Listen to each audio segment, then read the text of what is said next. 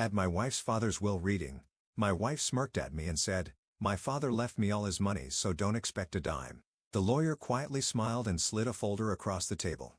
"Actually, you might want to read this first." My wife's smirk vanished as she turned the first page.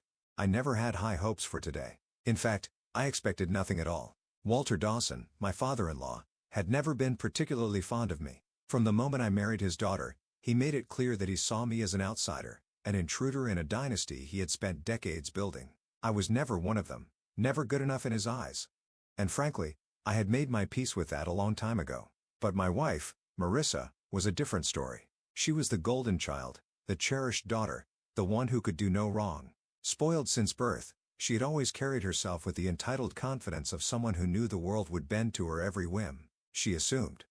No, she knew. Her father's wealth would be hers the moment he was gone. And today, as we sat in the cold, dimly lit office of Grant & Fisher law firm, that smug certainty was written all over her face. The conference room smelled of polished wood and old paper. A long mahogany table stretched between us and the executor of the estate, Mr. Fisher, a man with silver-rimmed glasses and a perpetual look of indifference. He cleared his throat, shuffling the thick stack of documents in front of him. "Thank you for coming," he began, his voice smooth and rehearsed. "As you are aware, Mr. Dawson's estate is to be distributed according to his final wishes." I kept my expression neutral. I wasn't here to fight for scraps or entertain illusions of receiving anything. Marissa, however, sat forward, her manicured nails tapping rhythmically on the polished wood. The corner of her lips curled in an irritating smirk. She was dressed to impress, her designer dress hugging her frame, her jewelry sparkling under the overhead lights. She wore wealth like armor, but I knew the truth beneath the surface. The expensive clothes, the extravagant lifestyle, she couldn't afford any of it.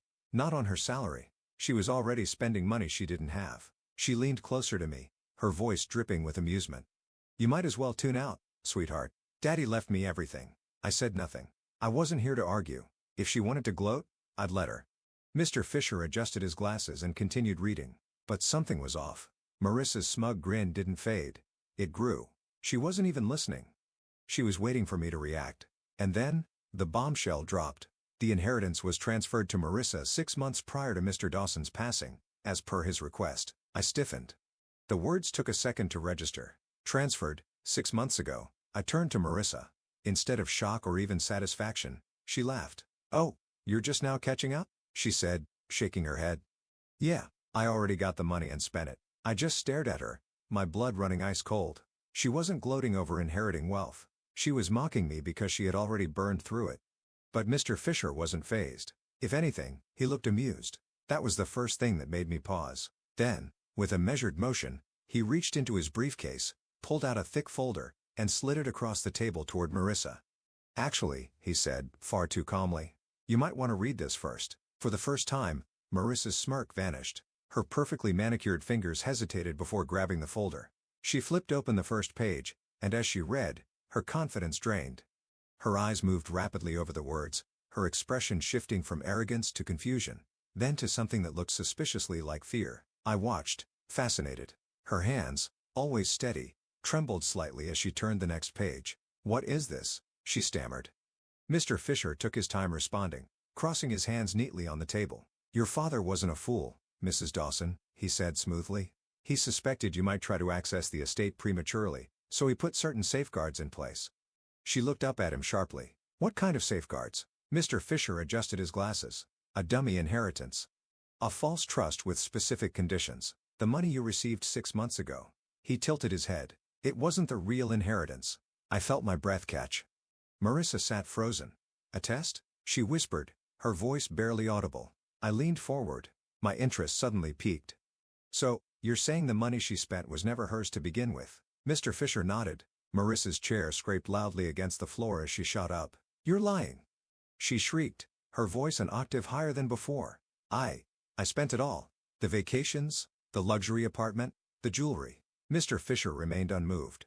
With practiced ease, he slid another document across the table. Marissa hesitated before looking at it, but when she did, her face drained of color. "What is this?" she asked again. But this time, there was no bravado, just pure, unfiltered panic. Mr. Fisher didn't blink. "A court order freezing all remaining assets linked to the stolen trust." For the first time in years, I saw a real fear in my wife's eyes. She reached for her phone with shaky hands.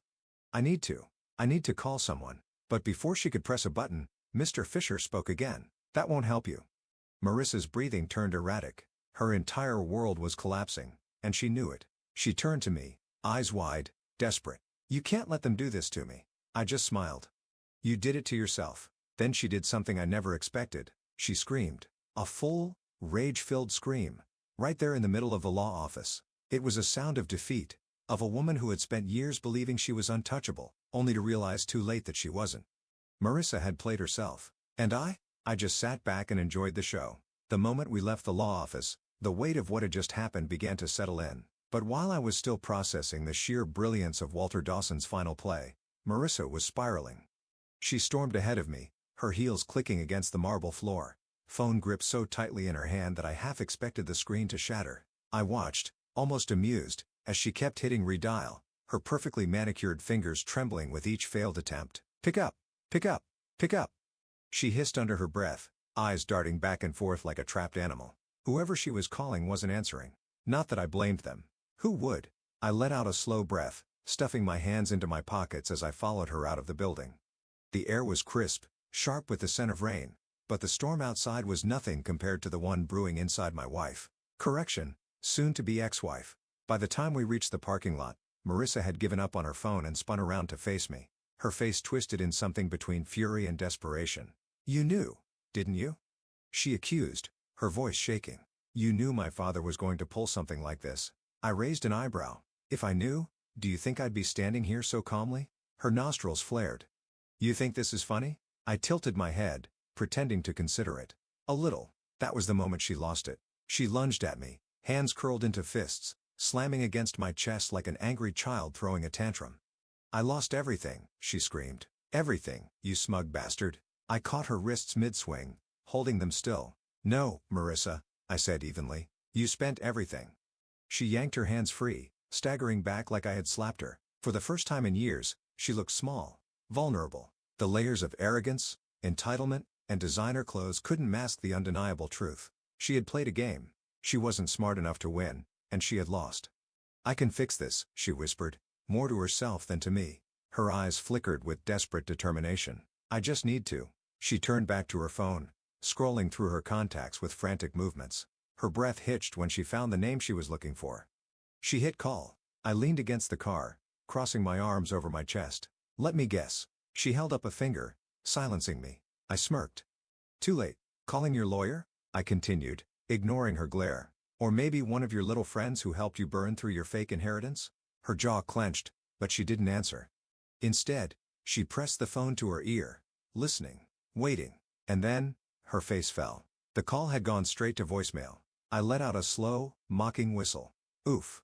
That's rough. Marissa snapped her head up. Shut up. I grinned. You know what's funny?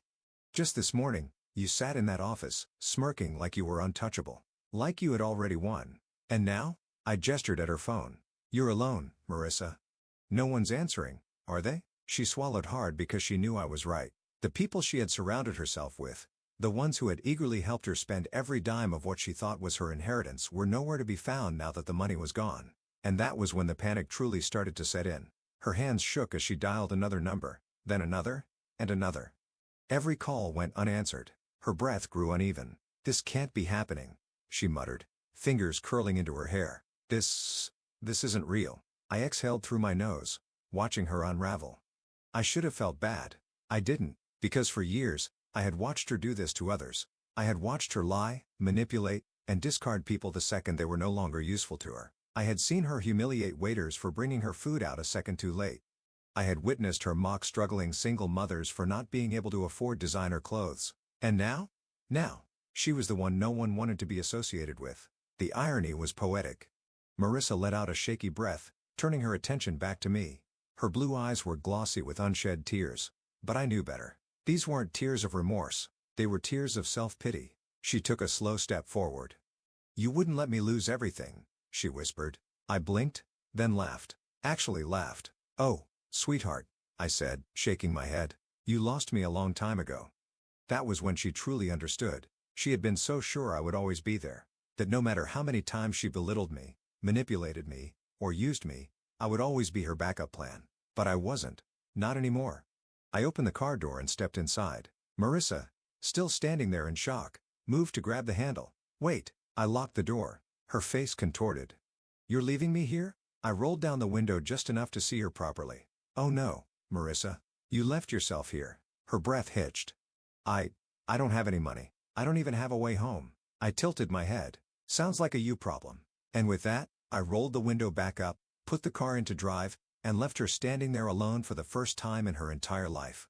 As I drove away, a strange sense of peace washed over me. For years, I had been the punching bag, the doormat, the backup plan. But now I was free. And for the first time in a long, long time, I smiled. 2 weeks. That's how long it had been since I left Marissa standing in that parking lot. Her designer purse clutched against her chest like it held the last remnants of her dignity. 2 weeks of silence. No calls. No texts. No sudden appearances at my doorstep with fake tears and empty apologies. And honestly, I had expected worse. Marissa was a lot of things. Vain, selfish, entitled, but she wasn't stupid. She was calculating. So when she didn't show up right away, I knew she was waiting, plotting, figuring out her next move. But I had already made mine, and it was sitting right in front of me. The divorce papers. I stared at them. My fingers running over the thick, pristine pages. Clean, simple, final. This wasn't a heat-of-the-moment decision. It wasn't revenge or spite or bitterness. It was freedom. I took a deep breath, picked up the pen, and signed the first page. And right on cue, the doorbell rang. I closed my eyes, exhaling slowly. There she is. Marissa had always had an impeccable sense of timing. She knew how to drag out a moment, milk every last drop of control before making an entrance. But today, she was too late. I stood up, took my time walking to the door, and opened it. And there she was, Marissa Dawson, or soon-to-be Marissa Nobody, standing on my porch in the same designer coat she had worn the day her entire world imploded. Her makeup was perfect, her hair styled effortlessly. But I wasn't fooled. There was tension in her shoulders. A slight tremor in her lips. She was here for one reason and one reason only. She had nothing left. I leaned against the doorframe. Well, if it isn't my favorite soon-to-be ex-wife. Her jaw tightened. Let me in. I raised an eyebrow. What's the magic word? She inhaled sharply, nostrils flaring, but forced a tight-lipped smile. Please. I stepped aside, gesturing for her to enter. She hesitated, because for the first time in our entire relationship, she wasn't stepping into my house as my wife. She was stepping into my house as an outsider. I could see the realization hit her as she walked past me. She glanced around, her eyes darting to the spot where her designer furniture used to be. The expensive paintings, the ridiculous sculptures she had insisted on buying to impress her equally shallow friends, all gone. Because I had gotten rid of everything that reminded me of her. She turned to face me, arms crossed. We need to talk. I gestured to the couch. By all means. She didn't sit.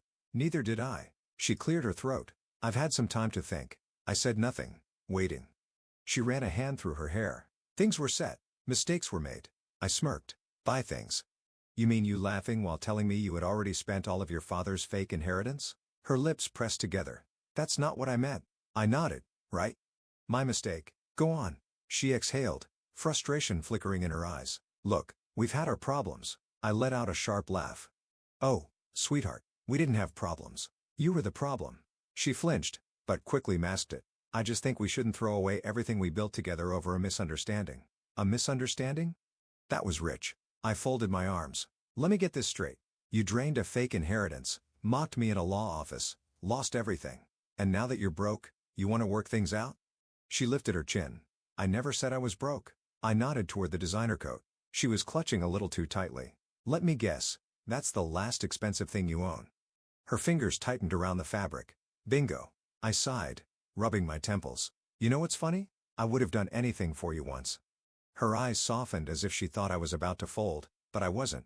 I met her gaze, my voice steady. But now, I wouldn't waste a single second on you. She inhaled sharply. You don't mean that. I laughed. Oh, I do. I walked past her, grabbed the divorce papers from the table, and slapped them against her chest. She grabbed them instinctively, eyes widening. What's this? She asked, her voice thin. I smirked. Your final exit ticket. She flipped through the pages, scanning them frantically, her breath quicker. Shallower. Her head snapped up. You're divorcing me? I shrugged. Figured I'd save you the trouble of plotting some ridiculous comeback plan. She swallowed hard. You already signed it? I nodded. She stared at me like she had never truly seen me before, like she had spent years underestimating me, assuming I would always be there, always willing to clean up her mess, but I wasn't her safety net anymore. She shook her head, taking a step back. "You don't have to do this." I tilted my head. "And what exactly is stopping me?" She was quiet for a long moment. Then, her last pathetic attempt. She sighed dramatically, letting the papers slip from her fingers onto the table. And when she looked up at me again, I saw it. The manipulation. The same old tactics. She took a slow step forward. Then another. Her lips parted slightly, her eyes softening, pleading. "You don't have to do this," she repeated, but softer this time. I watched her lift a hand, her fingers brushing against my chest. A deliberate touch, one I had fallen for 1,000 times before. I smiled. Then I took a step back. Her hand fell. Her face twisted. And that was the moment she knew she had lost. She let out a slow, shaky breath, her mask finally cracking. "So that's it." I nodded. She sucked in a breath, eyes flickering with something dark. "You'll regret this." I smiled wider. "No, Marissa. You will." She glared at me for a second longer, then grabbed the divorce papers, her hands trembling slightly. She stuffed them into her purse, turned sharply, and stormed toward the door. And as I watched her leave, I felt lighter, like I had just let go of a weight I didn't even realize I had been carrying. The second the door slammed behind her, I exhaled. Finally, free. For the first time in years, my house felt peaceful. No sharp insults disguised as jokes. No high-pitched voice screaming about something I had done wrong. No sound of designer heels clicking against the marble floors as Marissa paced back and forth, plotting her next move. Just silence. And I loved it. The divorce papers were out of my hands now. She had left, gripping them so tightly I half expected them to crumple into dust. Whether she signed them immediately or dragged out the process just to make my life difficult, I didn't care. Either way, it was over. Or so I thought. I had just poured myself a drink, settling onto the couch. When my phone rang, I frowned. It was late, and I wasn't in the mood for small talk. But when I saw the name on the screen, my stomach dropped. Margaret Dawson, Marissa's mother. For a split second, I debated ignoring it. The Dawsons had never been particularly warm toward me. And now that I was divorcing their daughter, I didn't see why that would change. But something felt off. Margaret never called me, not even when she and Walter were still together.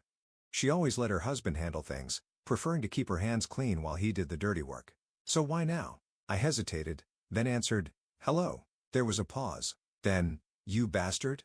I blinked. "Excuse me, you really thought you could get away with this, didn't you?"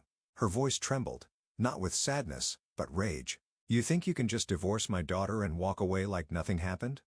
I pinched the bridge of my nose. "Here we go." "Margaret," I sighed. "I don't know what Marissa told you, but she's in the hospital, you piece of shit." My breath caught.